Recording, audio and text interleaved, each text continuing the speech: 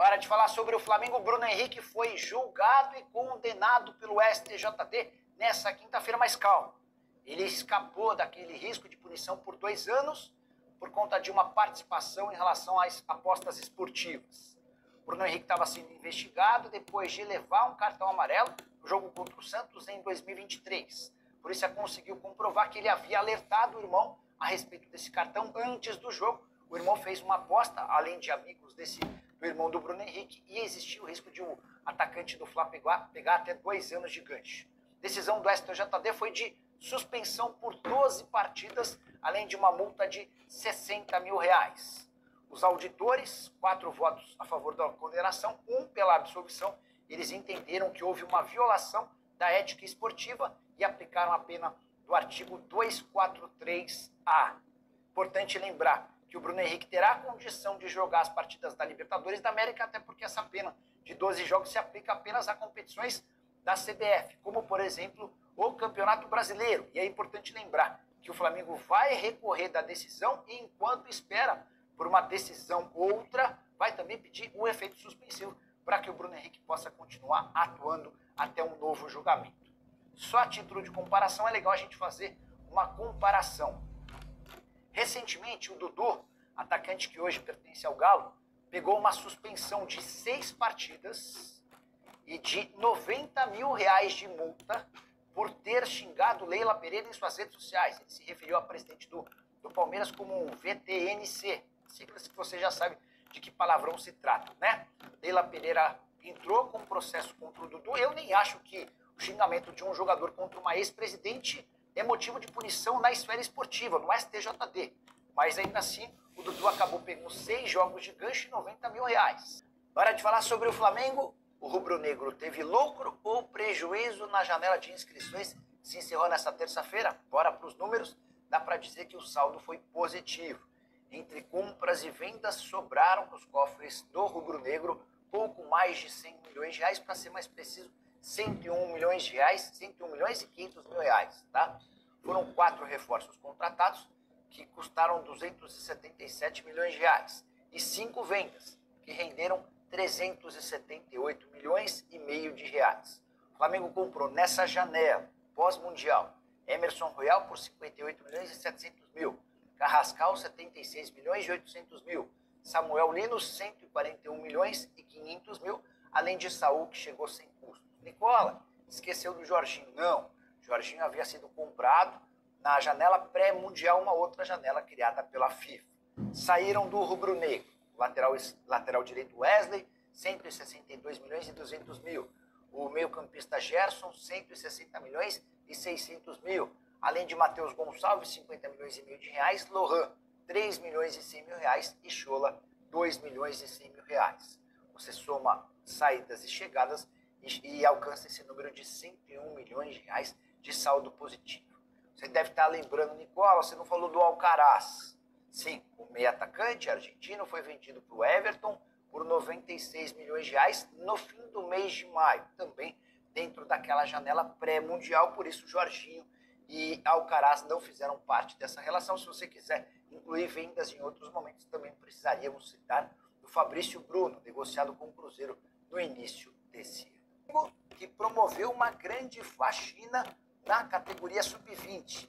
E essa reformulação em massa, com a saída de 23 atletas, acontece depois que a equipe conquista o bicampeonato do Mundial de Clubes Sub-20. Você vai lembrar que recentemente o Flamengo empata com o Barcelona no tempo normal, no Maracanã, e vence nos pênaltis, jogo para mais de 40 mil pessoas, assegurando a 2ª conquista consecutiva desse torneio super importante. A partir dessa data, 23 atletas deixaram o elenco rubro-negro. E a expectativa é de que, com bônus e opções de compra de alguns jogadores que foram por empréstimo, é de que todas essas negociações possam assegurar até 100 milhões de reais ao Fla. Importante lembrar ou citar quais os jogadores que deixaram o Flamengo desde a conquista da Copa do Mundo, desse Mundial Sub-20.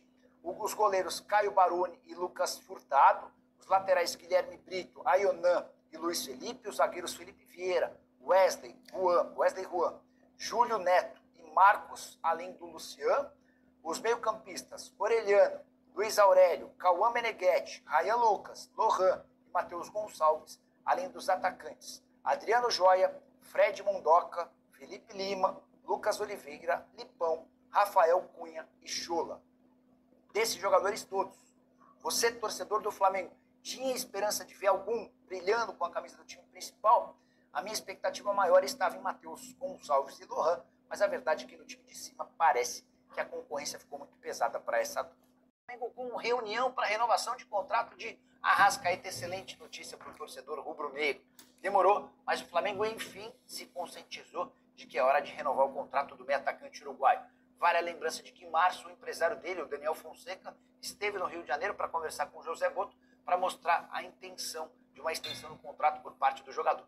Boto disse não é hora de tratarmos sobre isso, o Flamengo tem outras prioridades. Mais para frente a gente chama vocês para discutir essa renovação. Pois bem, esse chamado aconteceu, o telefone do Daniel Fonseca tocou, do outro lado da linha o José Boto convidando ele para vir ao Brasil para uma discussão de prorrogação do contrato. O Daniel disse que estava resolvendo outros assuntos no México e que vem ainda nessa semana para o Rio de Janeiro para esse encontro. A tendência é que a renovação aconteça, até porque o Arrascaeta quer muito continuar no clube. O vínculo atual se encerra em dezembro de 2026 e deve ser prorrogado para 2028. Mas, por conta dessa demora proporcionada pelo Flamengo, a tendência é que a renovação fique mais cara. É que nesse intervalo de tempo, entre março e setembro, o Flamengo contratou 3 jogadores para ganhar mais de 2 milhões de reais por mês. Samuel Lido, Saúl e Jorginho. E certamente o Arrascaeta, até por tudo que está jogando, são 30 participações em gol na temporada, com 17 gols, mais 13 assistências, vai exigir uma compensação financeira parecida à dos atletas contratados do futebol europeu. O torcedor do Flamengo não deve se preocupar em relação a essa renovação. Tem tudo para acontecer, mas essa questão do salário vai ficar certamente mais cara. Bora falar agora sobre o ranking digital dos clubes. O Ibope faz um levantamento de tempos em tempos para entender como é que andam os times em relação a seus torcedores e movimentações somando todas as redes sociais. E dá para dizer que o Flamengo vence de lavada a concorrência quando o assunto é número de inscritos no Facebook, no X, no Instagram, no YouTube e no TikTok. O Flamengo lidera em todas essas plataformas e tem um total acumulado de incríveis 64 milhões de seguidores. Só para você entender, a segunda colocação é do Corinthians, com 41 milhões, a gente está falando de uma diferença de 23 milhões de reais a favor do Flamengo.